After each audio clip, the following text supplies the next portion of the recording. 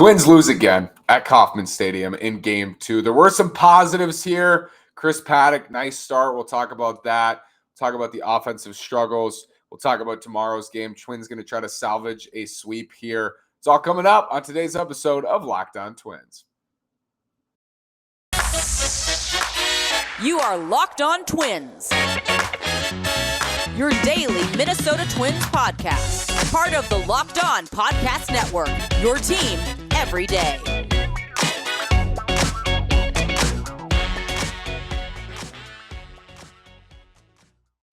And welcome to the Locked On Minnesota Twins podcast. Today is Wednesday, April 20th, and I'm your gracious host, Nash Walker. Thank you for making Locked On Twins your first listen every day. We are free and available on all podcast platforms. Again, this is Nash Walker. Been writing at Twins Daily for over 2 years. Been hosting this podcast for over 2 years. It's my fourth season at Twins Daily. It's my third season on the pod. Talking about a Twins loss tonight at the K. Thought they'd bounce back. I genuinely hoped they would bounce back tonight after a bad loss last night where they blew a lead. And they should have won that game, and they lost last night. Thought they would bounce back against a left-handed starter, Daniel Lynch, who is talented, clearly, throws 95 from the left side with a hard slider, but just not a guy who should be mowing through this Twins lineup, and he did. The Twins lineup again tonight was awful. This stat really sticks out to me. After the Twins got a walk or a hit tonight, which didn't happen very often, and they only had singles tonight. So once they got on first base, they were 0-8 after a walk or a hit. And I believe they had 3 double plays tonight, just rally-killing double plays. I believe 2 came with no outs in the inning. 0 for 8 after a walk or a hit. Awful. You're probably wondering, what's the problem here? I think it's a lot of things. Brandon Warren and I talked about this in the postcast. You can check out the postcast. If you're confused about what the postcast is, Brandon and I, every day after every game, get on and talk for 10 minutes, go back and forth for a little bit on that day's game and then the game for the next day. So if you want to check that out, you can. But we talked a little bit about what the problem is. The fly ball heavy approach is not working right now for the Twins. It's a lot of pop-ups. Right now for the Twins. Like, they're just not, when they are hitting the ball hard, it's getting caught, and they're not hitting the ball hard often enough. And is part of that the weather? It might be, but everybody's hitting in the cold, right? And I know they've played more cold games than a lot of other teams. That's true. They have. And I do believe that as it warms up, they'll have a better chance scoring runs. They'll have a better, not approach. I think their approach is fine. They will be better, I think, when the weather warms up. But digging this hole is a problem. And it's something we talk about. It's okay to struggle a little bit offensively. Everybody's struggling offensively. 2 things. Struggling at this level offensively is not okay. They're not even able to score against the Royals left-handed starter who had a 5.50 ERA last year. This is not acceptable. 2, you got to find ways to win despite your offensive struggles. You have to find a way to win some of these games. And Brandon pointed it out tonight. 5-7 feels a whole lot different than 4-8. 4-8, losing 8 of your first 12 games. That's a bad start. And I sat here, Monday, talking about this team, or actually it would have been Sunday talking about this team. They had a chance here to, after splitting that series at Fenway, come out and just punch the Royals in the mouth right off the bat on the road and win 2 out of 3, if not sweep this series. Instead, they've dropped the first 2, and they're at serious risk of a sweep tomorrow with Zach Greinke going against Joe Ryan. It's a bad start. This is a bad start. There's no ifs, ands, or buts. This is a bad start when before it looked like an okay start.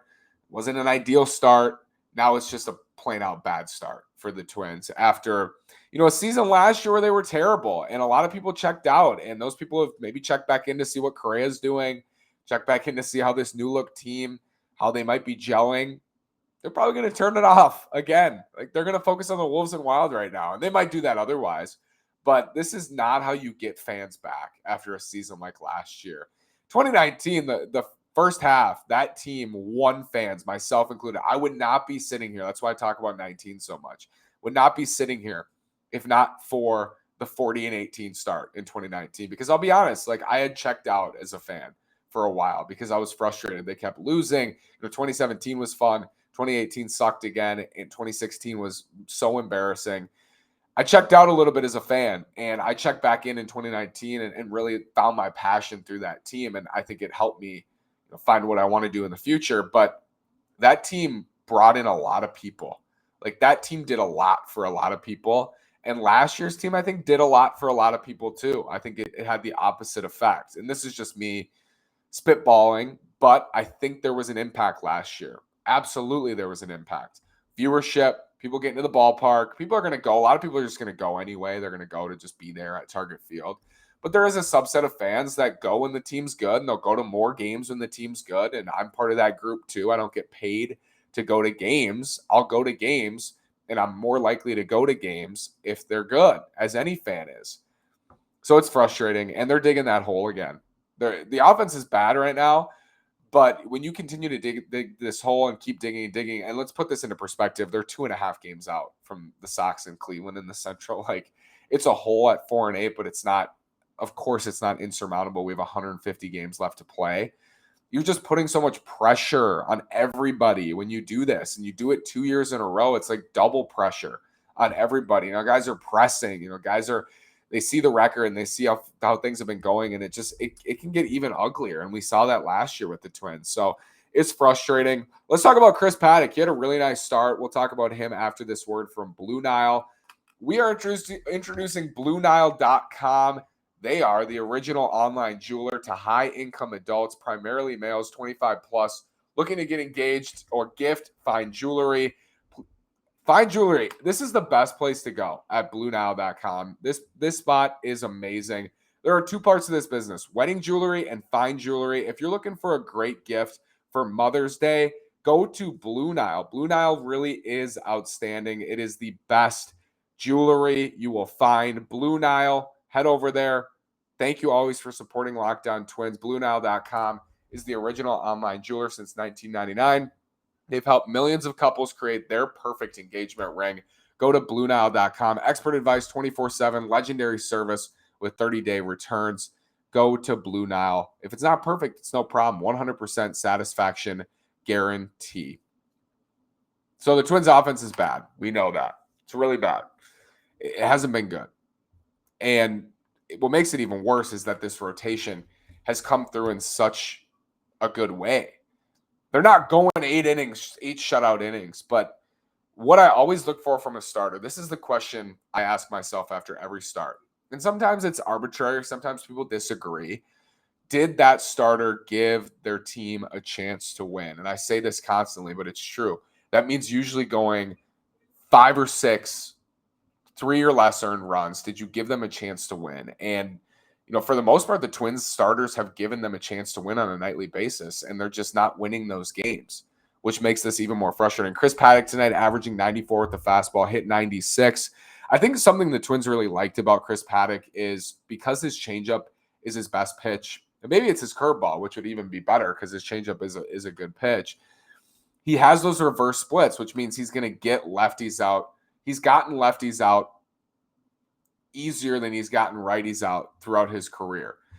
I think as a right-handed pitcher, that should perk you up every single time if you're a front office and say he can already get lefties out at a pretty efficient rate. He's a right-handed starter. We tweak some things, tweak the pitch mix a little bit, throw more curves to righties. We think we can even out those splits and he can be good against both sides. He was in 2019. I think that can happen with Chris Paddack here.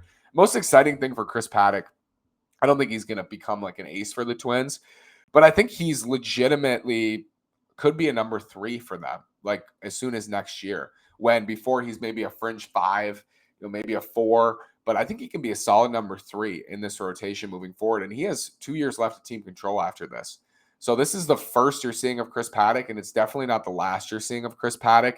It's great to see him pitch well. And I think getting out of the NL West, we talked about this during the trade, after the trade happened, getting out of the NL West, the platoon-heavy Giants, I think, hurt him last year. The Dodgers are a whole different animal. The Rockies at Coors Field. The D-backs even have some guys who can hit. You can tell Marte, and every team has guys who can hit. I think getting out of the NL West, getting to the American League Central, facing lineups like the Royals, facing lineups like the Tigers, improved, but still not great, not really scoring here early on either. The White Sox will be a challenge for him. But outside of the Sox, he's going to have some nice matchups in this division, and getting to Target Field, where I think overall definitely a pitcher benefits from moving away from most parks and going to Target Field. The exceptions are like Miami and St. Louis maybe and a couple others, but going to Minnesota is usually a good thing for a pitcher at Target Field. So I'm excited about Chris Paddack. I think he can be good for them. I think he can give them a chance to win in most of his starts, like every fifth day. I think could give the Twins a chance to win. And someone who seems to do that every time out is Joe Ryan. He's going to go tomorrow.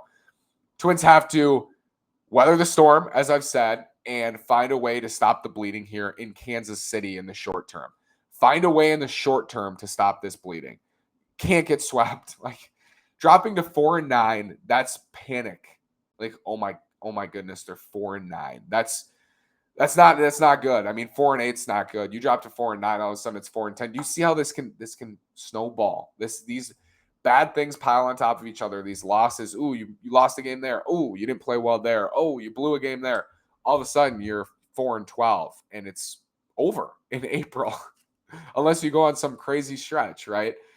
I did this last year where I said, just be patient, because I was confident that team would be good last year. I was clearly wrong. I'll say it again with this offense. I would not be patient. That would be remiss to tell you to be patient. Like that's ridiculous. You have a right to be frustrated. I have a right to be frustrated in this Twins offense. But I'll just tell you, my confidence in them, it's definitely lowered. I'm not as confident in the lineup as I was like a week ago even. But I'm still somewhat confident they'll be a league average or better unit offensively this year. I think they have a lot of guys who can bob. I think as it gets warmer, that will help them.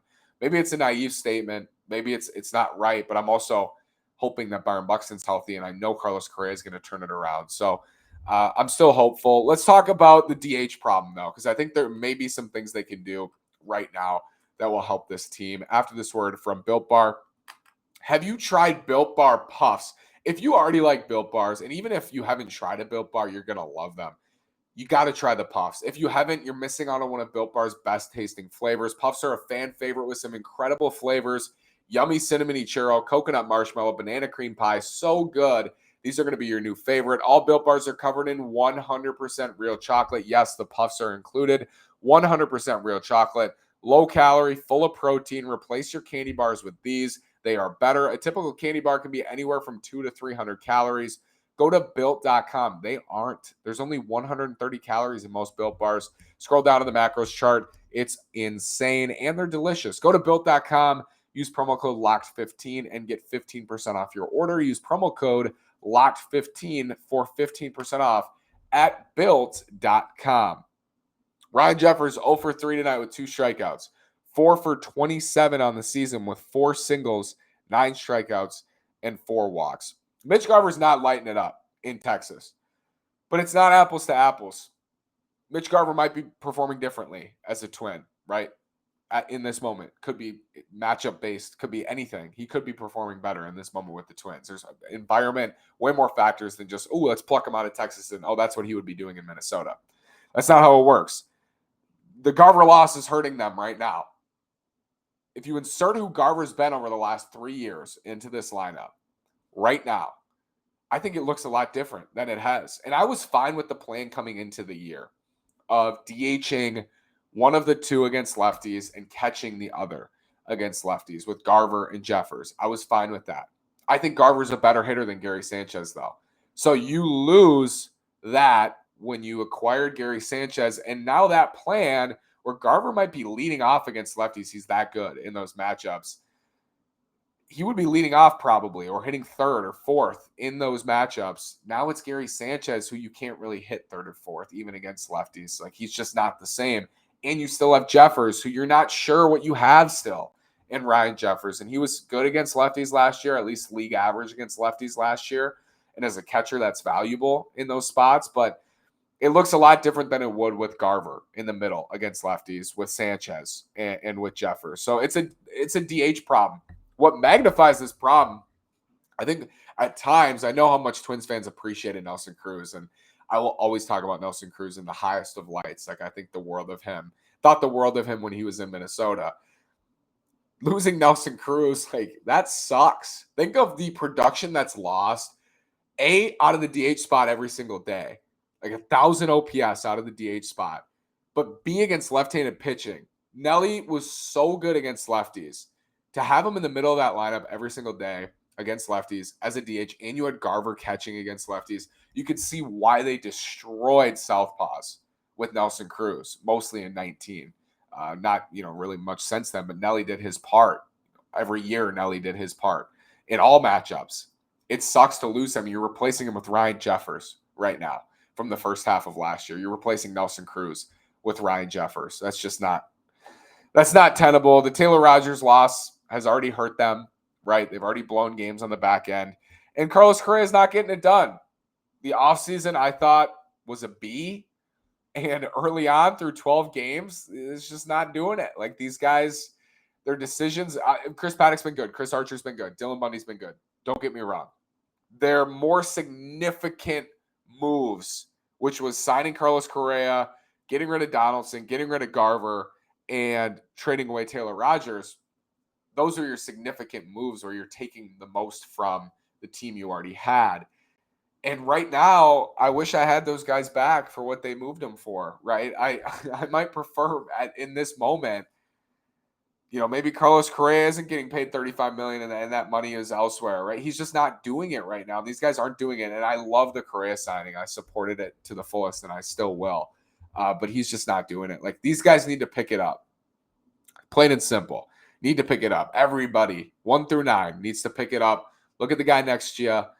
Pick him up. Pick each other up. Especially the leaders of this team. Like, Carlos Correa, I'm sorry, hasn't been a Twin, but dude, you're a leader of this team. Like, you're one of the leaders. You're a veteran.